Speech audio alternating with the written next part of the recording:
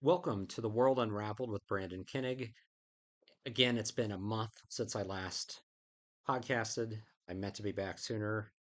Life got in the way. So much has happened, though, and I am really going to strive to make this a weekly podcast, even if it's not an hour every week. It may be a half an hour, maybe 45 minutes, but there is a lot that I want to discuss.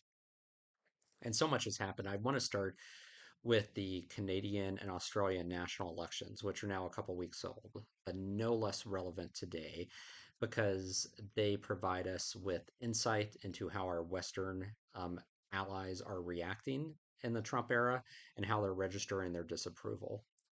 And the Canadian election, I was watching in real time thanks to the live feed from the Canadian Broadcasting Corporation on YouTube.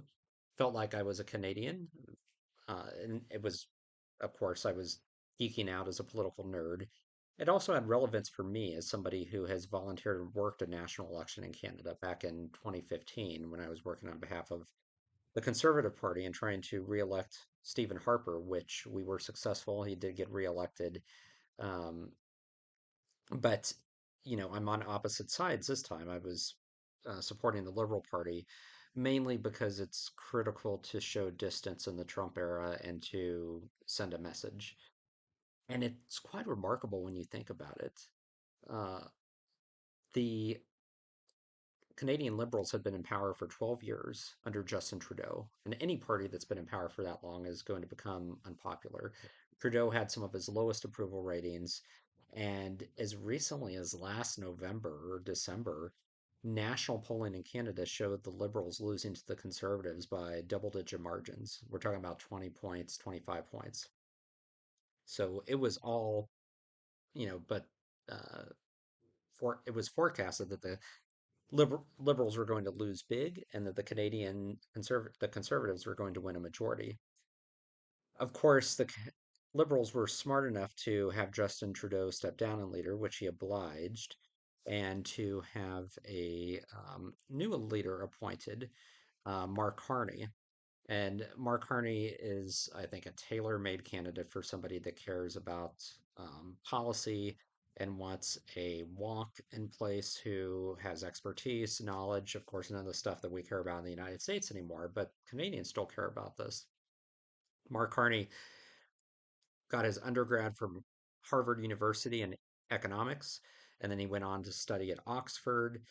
He was at Goldman Sachs for a while. He joined the Bank of Canada as a deputy director in 2003 and later served as governor of the Bank of Canada from 2008 to 2013, guiding them through the monetary crisis, the global financial crisis, and the Great Recession.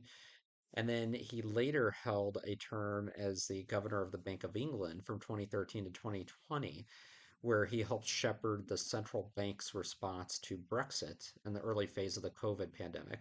So this is a guy who led the central banks. It's akin to running the Federal Reserve Bank here in the US. The Bank of England, Central Bank of the United Kingdom, and the Bank of Canada during two of their most significant crises, and did it well. So this is a guy who is smart, educated, and a centrist politically, more so than Justin Trudeau.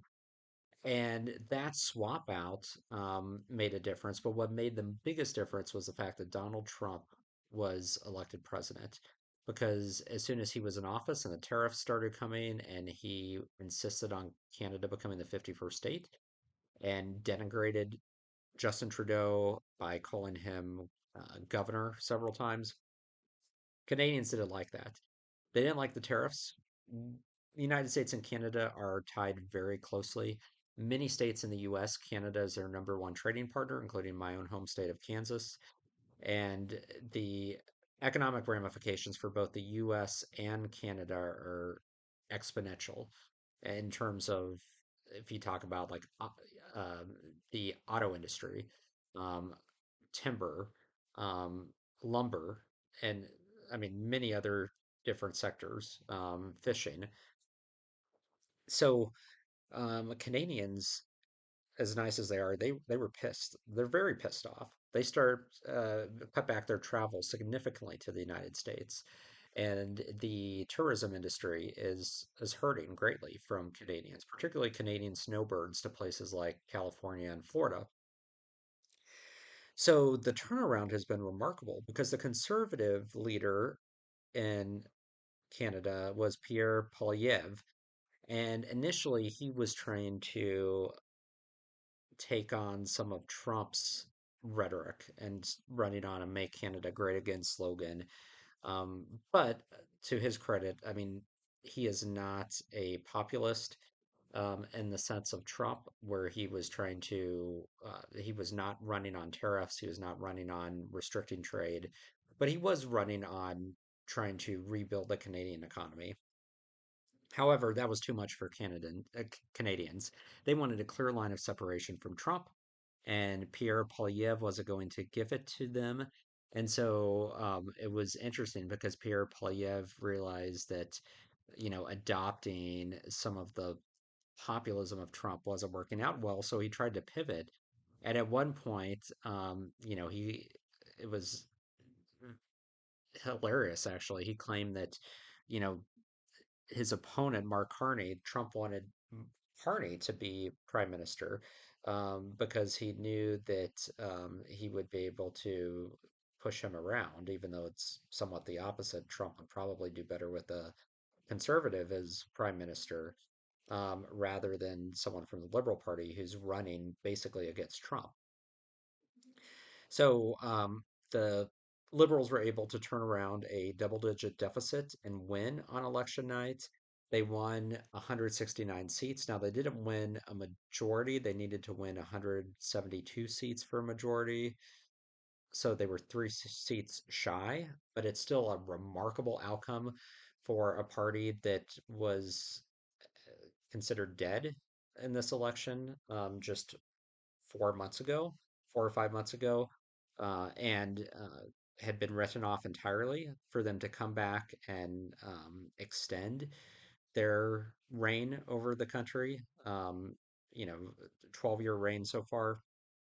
Now, the Canadians did underperform in some aspects, or I should say, in some um, ridings. And for lingo, for those of you who don't know, districts in Canada are called ridings, parliamentary ridings. This election, unlike many, became heavily nationalized. It was all about Mark Carney and voting for the person who was going to take on Trump. Tariffs loomed large in the mind of Canadians, as well as the hostility uh, by Trump against their country, talking about taking it over, making it the 51st state. That all helped the Liberals. Trump was a gift to them. And the Liberals did perform well in the Atlantic provinces. They performed well in British Columbia. They did not make really any inroads into the Western provinces in Alberta and Saskatchewan, which are prime conservative territory. They did gain there were a couple of seats that they gained from the conservatives, the Liberals did. They actually kind of lost ground in some of the suburban Ontario ridings outside of Toronto and the periphery of Toronto, which is something they're going to have to consider for next time around. But because of their gains elsewhere, they retained power. And it was really a remarkable achievement. Canadians choosing a centrist who's policy minded, who has a track record of leading um, and guiding the country through economic crises and financial crises. And it was a rare fourth consecutive term in government for the Liberals. The other interesting thing was that Pierre Poilievre, as the conservative leader, actually lost his own seat. So he will not be going back or not be going to Parliament at all, which is also interesting. And what also happened, so even though all of that happened, the Conservatives made huge gains in seats. They just couldn't make up enough gains to outmatch the Liberals and the seats that the Liberals were able to flip. So those gains by both the liberals and the conservatives came at the expense of the third parties, the New Democratic Party, the NDP, which is a far left party, left of the liberals. It's think of Bernie Sanders style socialist party, and the Bloc Québécois, which is the separatist party in Quebec, which also lost seats. Um, and and then there's also the Green Party, which has only had one seat. So even though the Liberals only have 169 seats, they lack three. Uh, there are they will easily be able to gain those three votes and form a minority coalition government, either from most likely through the leftist New Democrats that are left and the Greens, who have a smattering of seats between them. So again, a remarkable outcome and I forgot to mention Pierre Polyev. He had held his parliamentary seat for 20 years and lost it to a liberal candidate on election night.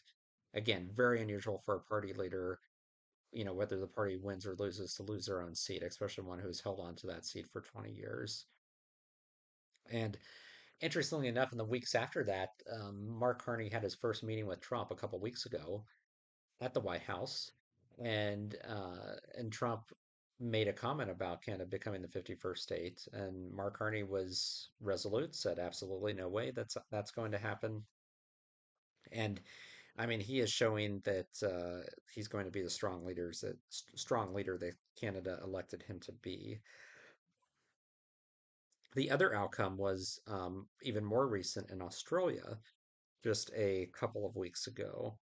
Australia had their national election. And Australia, unlike Canada, which tends to be a center left country anyway, Australia could be argued is more of a center right country, more like the United States. They have a Labor government right now, who is led by Prime Minister Anthony Albanese. But the Labor has never usually won back-to-back victories. They've always served one term at a time, interim, when there's been displeasure with the Liberal Party in Australia. And I know this is confusing, but in Australia, the Liberal Party is the Conservative Party. It's the Liberal Party gets their name from small l liberal economics, which is free markets, free trade. It's hence they're called the Liberal Party, even though in Canada the Liberal Party is the center left party. But the Liberals in Australia tend to win back-to-back victories or tend to be in power in office for multiple terms. That's not the case with the Australian Labor Party, which is the left of center party. But again, Donald Trump's trade war and the impact of tariffs on the Australian economy swung the election to the Labor Party. And so Albanese was re-elected as prime minister for another 3-year term. It was a landslide victory in Australia, which is pretty amazing. And it's super unusual because, again, the Labour Party, you would have to go back several decades. We're talking about well over 50 years to see an outcome when the Labour Party won two back-to-back elections. It just doesn't happen. And in Australia, polling showed that 48% of Australians picked Trump as one of their top five concerns in terms of how they voted. So again, we're seeing basically that our neighbors and our allies are registering their discontent with the direction of our country and the way it's impacting their own economies through their national elections. They are choosing left of center leaders who are the most vociferous against Trump and who they think will stand up to Trump. So I think it could be argued that Trump is a gift to left of center parties and America's traditional allies. And we're seeing that play out left and right.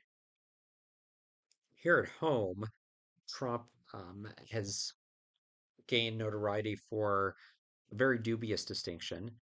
His popularity has plummeted. Most of depending on which polls you look at, some polling has showed him with as low as 39% approval rating. Other polling has showed him as 44%, but he's between 39 and 44%. He's actually registering the lowest approval rating of any president at this point in the presidency, going back 80 years. Think about that, 80 years. You have to go back to before the Eisenhower era to find a president at this point in off during his term in office who polled as low as Donald Trump is polling now. So, quite an accomplishment on Donald Trump's part.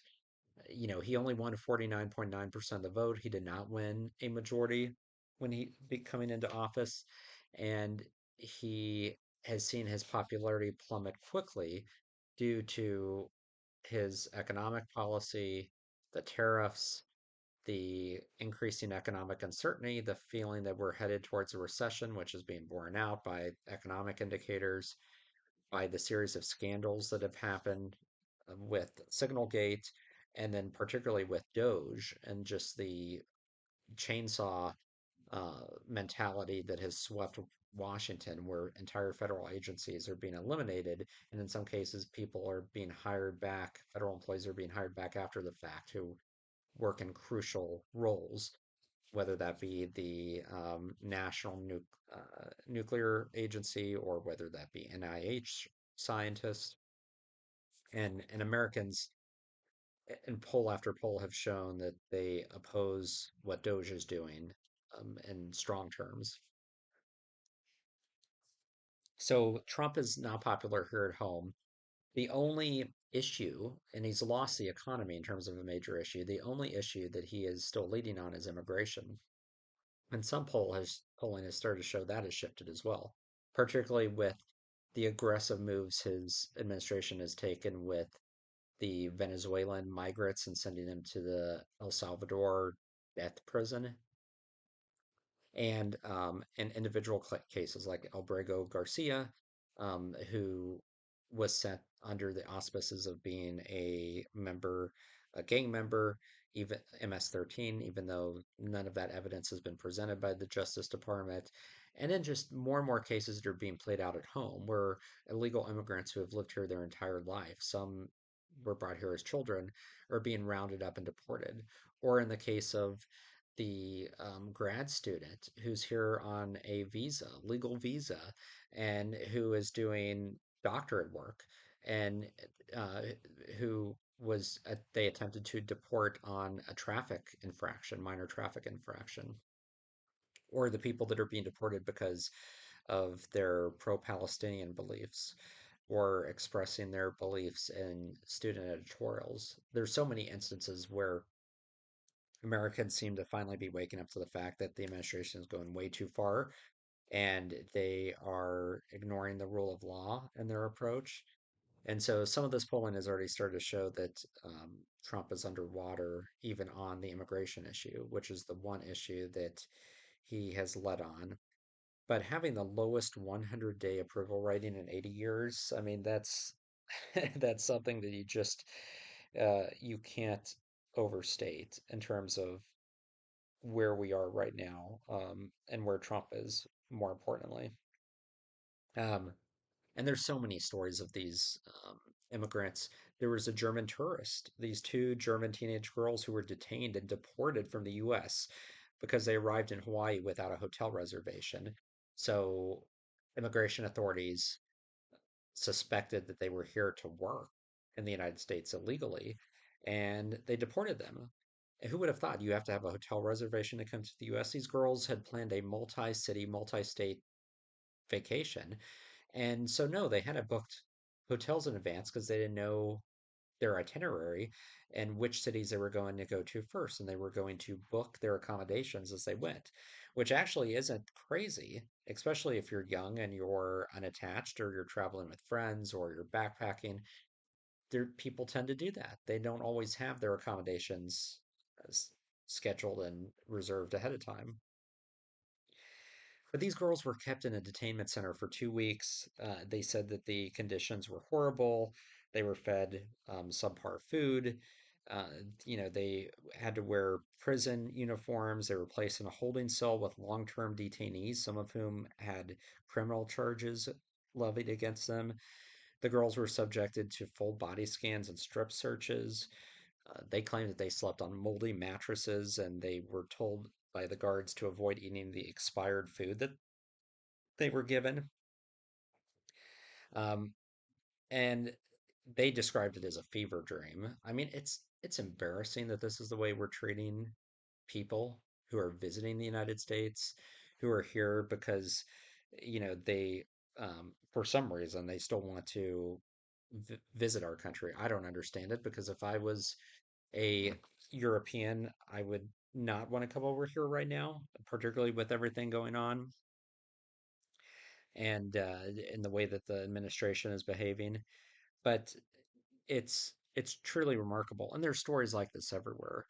There are um, so many stories in the news of there was a German European man who was detained and for several weeks before being let go. We have the Russian scientist, the Harvard researcher, who is actually working on a extremely significant advancement in cancer research.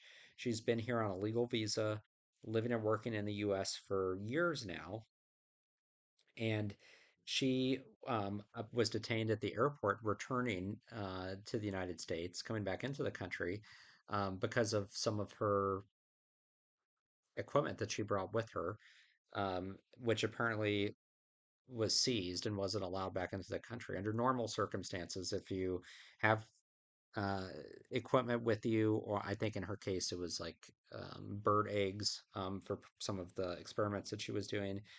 If you have that, it gets seized and you maybe pay a small fine and you kind of go on your way. In her case, she was deported. She was detained and she's now facing deportation to Russia. This is a dissident who has spoken out against the war in Ukraine.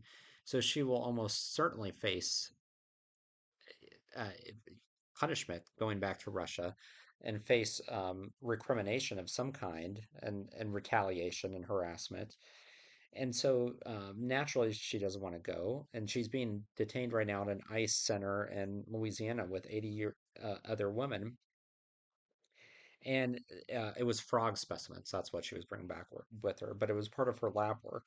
Um, and instead of just seizing that and maybe giving her a small fine or just letting her go on her way, she's been detained and they want to send her back to Russia. A Russian scientist working at Harvard Medical School whose work, apparently she's very close to a significant breakthrough. Um, and there's nobody in the United States who can complete her work without her. But we're going to deport her because that's what we do to our most valued um, residents now, immigrants who have come to this country. And it's just going to continue the brain drain that we're seeing. It's really quite sad. We do have the news too that, speaking of brain drain, a lot of that is going on right now in our nation's capital because of Musk and Doge cleaning out the government and removing entire agencies and engaging in mass layoffs. But we have word now that Musk is going to step away fairly soon, and many countries of around the globe, Tesla sales are down anywhere from 20 to 70%.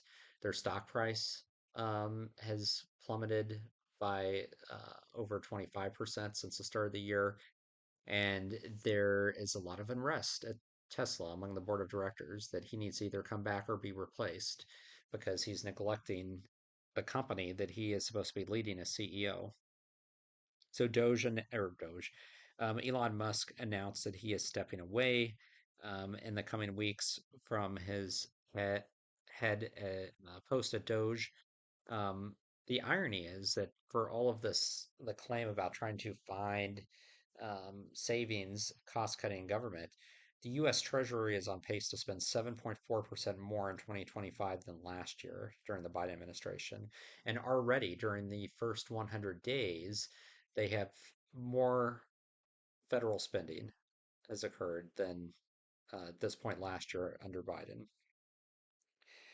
So again, with these people, it's all about projection. None of this was actually about cost savings.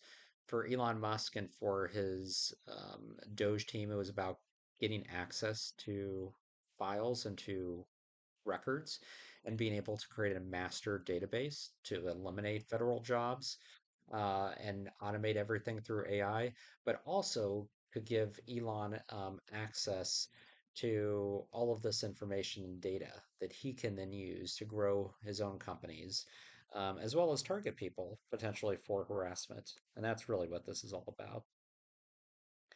And it's quite scary. It was just last month, um, mid-April, that we had a whistleblower from the labor department come forward and say that Doge may have been involved with a significant cyber breach at the uh, labor department that occurred. And the National Labor Relations Board um, basically is the agency where Doge staffers were given access, sweeping access to all of their systems and their most sensitive case files. And we found out in March that logging protocols that were created to audit users appeared to have been tampered with, and that uh, they had detected the removal of 10 gigabytes worth of data from their network sometime after that. Now, who tampered with that? Was it Doge? Was it Doge's uh, access to those records that exposed them and enabled another bad faith actor to get access and to audit those files? We don't know, but we do know that all of our files are more vulnerable because of Musk and because of what his cronies are doing, because there's no quality control involved in this at all. And, until Congress steps up and exercises their oversight power, it's going to be more of the same. And it's basically any of our information, because all of Americans have information that's stored by the government at some point, is going to be vulnerable. So, um, Doge has also cut back their estimates of cost savings quite a bit. If you remember, they initially said they were going to find over $2 trillion in savings. Now their projected cost savings are less than $1 billion, and it keeps shrinking. They continue to have to remove false claims off of their website for savings, because in some of these cases, these are savings that were achieved last year or in years prior that have already been accounted for that they're attempting to take credit for today. And so it's just not accurate. So, anyway, that's all one big facade in terms of what they are actually accomplishing there. Uh, so, I mean, it remains to be seen what happens in that case. The other big story that happened this week, if we want to talk about like brain drain with workers being fired from crucial positions in NIH and FDA, and then of course what we're doing on the immigration front with removing scientists and researchers and attempting to deport them. There's news this week that Europe has launched a program to lure scientists away from the US, that they're going to spend over $500 million to recruit researchers and scientists from our country, following the cuts in scientific funding that have been imposed by the Trump administration. So, this is smart on the part of Europe. So, this is an initiative by the European Commission, European Union, and they also included a target for all member states of the EU to allocate 3% of their GDP to research and development projects by 2030, of which this R&D would include the recruitment efforts for uh, targeting researchers and scientists in the United States. It's a smart play on behalf of Europe's part, and I would expect to see many researchers and scientists who have lost their federal jobs to look closely at this opportunity and potentially move to Europe and take it. Why wouldn't you if you were in that position? If you have the ability and means to do so, if you have a passport and you can afford to move to Europe, um, by all means, you should.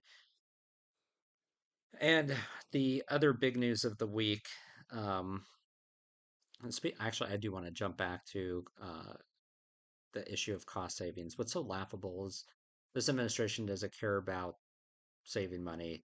You know, the Republicans in Congress are trying to hammer out this big budget deal, and they have drastic Medicaid cuts in there. So even as we're cutting VA staffers, cutting funding for VA staffers and NIH researchers, and we're cutting R&D funds for drug trials and treatment trials, we have examples of the administration spending excessively in areas that should not be prioritized. We have the $200 million advertising campaign for Trump's deportations from earlier this year. 200 million on an advertising campaign. Why do you need to advertise deportations? Well, it was an advertising campaign for an audience of one, Donald Trump, to boost his ego. 200 million down the drain. And then we have news this week that Kristi Noem and DHS has requested taxpayers to fund a $50 million private jet for her travels so she can continue her photo ops and continue propagandizing on the administration's dubious, if not illegal, immigration policies. So that's $250 million just right there. And that doesn't even include all the other money being wasted. But if you think about that, how many jobs could be saved? Crucial jobs, whether it be assisting veterans at the VA system, whether it be researchers and scientists working on vaccine trials and cures, whether it be treatments and medical drug trials.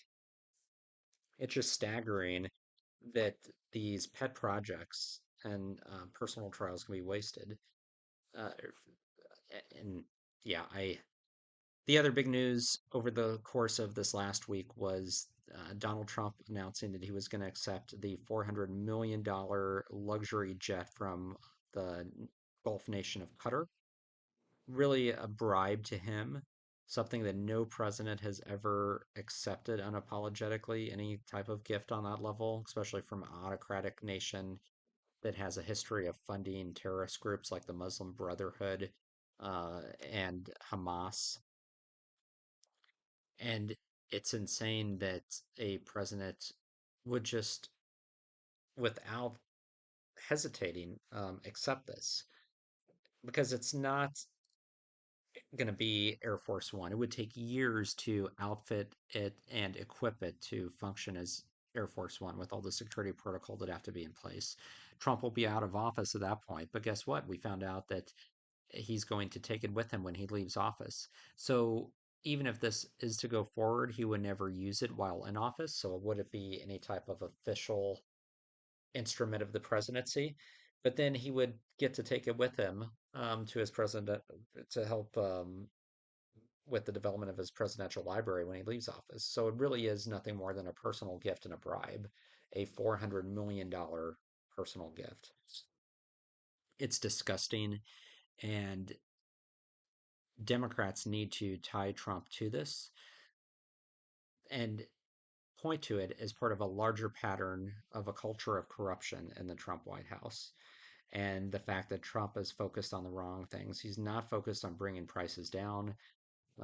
Clearly he said that, little girls, don't need more than two dolls, and apparently boys don't need, that many pencils, because we all use pencils still today. Uh, but he needs a $400 million private jet. So again, it's the warped sense of priorities, and it's just his lack of concern for the American people. And that's where that issue comes into play, and that's how Democrats should position the issue as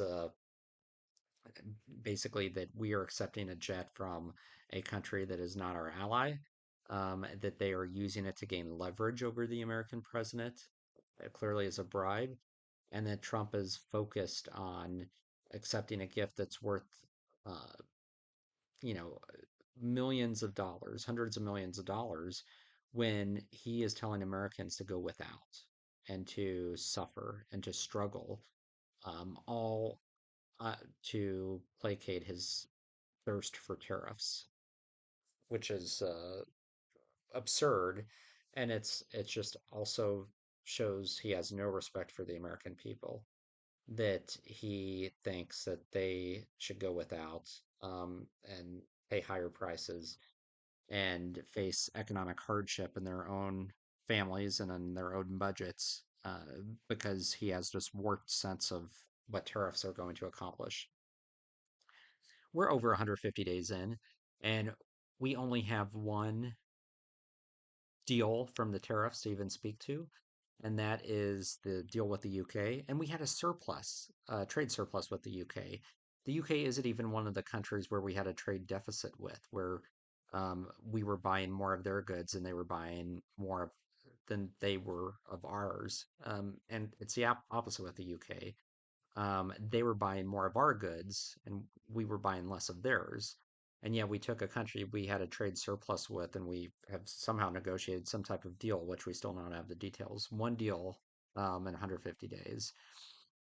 Meanwhile, with China, the tariffs went as high as 150%, and then they fell back down to the to 30%, and where they were before. So there's been no win on the tariffs with China. They're still historically much higher than they've ever been, which will lead to higher prices on all kinds of consumer goods, which is one reason why Walmart announced that they're raising prices this week because of the tariffs, and that consumer goods across different product lines are going to go up. And that's when Donald Trump basically told Walmart that they need to eat the higher cost, because he doesn't want to look bad. I mean, you can't make this stuff up. And then he started complaining about how many billions they make a year. Can you imagine if a Democratic president told a large American retailer that they just need to eat the cost of that were imposed by his own policy, his own asinine policy that had raised prices, but the corporation just needed to eat the higher costs, not pass it on to consumers because they already make enough money. They make too much money as it is. That Democratic president would be deemed a socialist. That's basically what Trump's saying. And again, Trump is untethered to any political philosophy other than what makes him look good at the time. And this is all about trying to save face and make him look good because he is facing plummeting approval ratings, particularly on the economy. But we don't have any trade deals worth their salt, and that the tariff policy has been an abject failure since his quote unquote Liberation Day initiative. And then the other news this week about the economy is Moody's, the credit rating giant Moody's, stripped the United States of its last remaining top tier credit rating. And so the credit rating by Moody's dropped from AAA for the US to AA1. And it ends over a century of the United States holding Moody's highest credit assessment since it was first awarded in 1919. So, for over 100 years, since the year 1919, Moody's has rated the United States AAA for sovereign credit rating.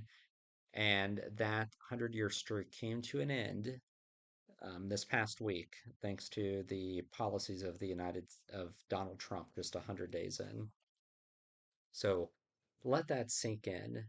I mean, it's again, we're living in remarkable times and rapidly changing times, but the fallout from this should be enormous. And this is also something Democrats need to hammer. And it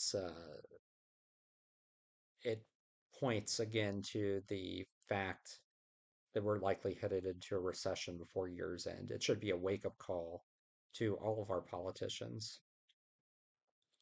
Now, the other credit reporting agencies like Standard and Poor's, um, had always been more cautious and conservative with their credit ratings for the U.S. But this is bound to have real impact not only in our domestic economy but internationally, because this could impact how countries look at our currency and whether or not they tie their economies to the US dollar, and whether or not the US dollar remains the world's reserve currency or it gets replaced by the Chinese yen. So, and if we lose our status as for being the world's reserve currency, we lose a lot of our economic leverage in the world. We've already lost a lot of our political and moral leverage, but we'll lose our economic leverage, and we will clearly at that point be a country in decline.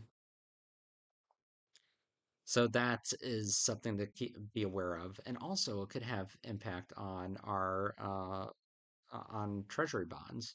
Treasury bonds have long been considered a practical, safe, conservative investment.